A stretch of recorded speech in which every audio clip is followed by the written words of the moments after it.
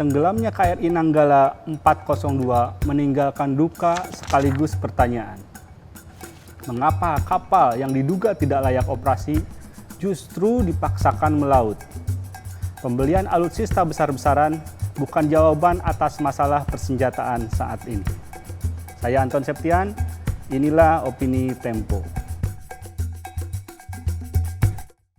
Pemerintah seharusnya tak salah mengambil pelajaran dari kecelakaan tenggelamnya KRI Nanggala 402. Negara memang sepantasnya memberikan penghargaan kepada para prajurit yang gugur, dan ucapan bela sungkawa pun patut diberikan kepada keluarga yang ditinggalkan.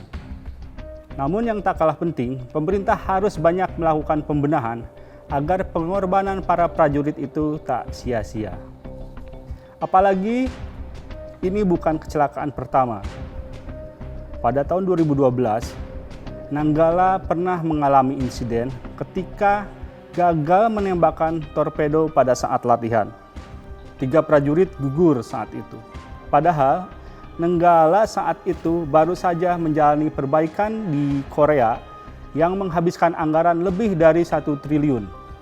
Kecelakaan sebelumnya juga pernah terjadi dan menimpa kapal perang yang lain, di antaranya KRI Sibarau 847 yang tenggelam di Selat Malaka pada 2017. Demikian juga pada 2020, KRI Teluk Jakarta 541 yang tenggelam di perairan Pulau Kangean, Jawa Timur. Pemerintah harus melakukan audit riwayat perawatan kapal-kapal yang celaka itu dan kapal-kapal tua TNI Angkatan Laut lainnya. Audit diperlukan untuk memastikan bahwa anggaran perbaikan dialokasikan atau dibelanjakan dengan semestinya. Audit juga diperlukan untuk mencegah kecelakaan serupa kembali berulang. Karena itu, audit ini harus dibuka kepada masyarakat luas. Meski demikian, kecelakaan kapal yang berulang ini tidak dijadikan alasan untuk membeli alutsista besar-besaran seperti yang digaungkan Menteri Pertahanan Prabowo Subianto.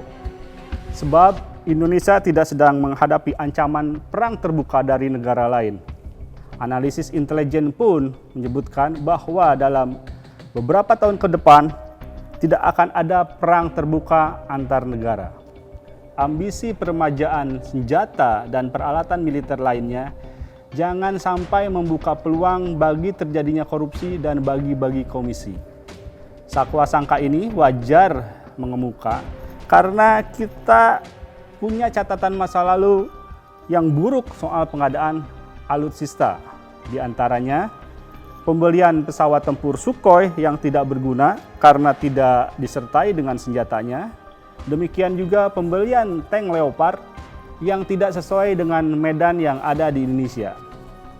Kasus terakhir adalah pengabaian terhadap Undang-Undang Industri Pertahanan ketika pemerintah menjajaki pembelian 15 pesawat jet Eurofighter Typhoon bekas Austria. Semua fakta itu membuktikan bahwa pemerintah kerap salah langkah dalam pengadaan senjata. Pangkal kesalahan itu antara lain karena pengadaan alat militer tidak pernah terbuka.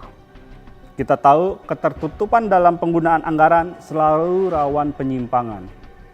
Sebelum membuat rencana pembelian alutsista, pemerintah seharusnya merumuskan terlebih dahulu ancaman ke depan atas pertahanan negara yang sebenarnya. Kalau tak ada ancaman nyata seperti konflik terbuka, untuk apa memborong alutsista? Ancaman nyata di depan mata adalah serangan terorisme, perang ekonomi, dan serangan lain berbasis teknologi informasi. Semua itu tak bisa dihadapi hanya dengan menambah senjata seperti untuk persiapan perang terbuka. Transparansi ini kian penting karena tahun ini Kementerian Pertahanan mendapatkan anggaran 137 triliun yang mana naik dari tahun sebelumnya yang berjumlah 118 triliun. Ini jauh lebih besar dari anggaran Kementerian Pekerjaan Umum dan Perumahan Rakyat. Celakanya, Menteri Pertahanan Prabowo Subianto menyebutkan bahwa pembelian alutsista merupakan rahasia negara. Padahal tiap sen uang rakyat yang dibelanjakan harus dapat dipertanggungjawabkan dan dibuka kepada publik. Pembenahan sistem pertahanan tidak bisa diterjemahkan secara sempit dengan hanya penambahan alutsista. Seperti halnya harus dibedakan antara nasionalisme dan militerisme. Membanggakan kekuatan militer sebagai ungkapan cinta tanah air adalah pandangan yang ketinggalan zaman. Lebih buruk lagi, bila di balik rencana penambahan alutsista ada niat untuk bancakan anggaran.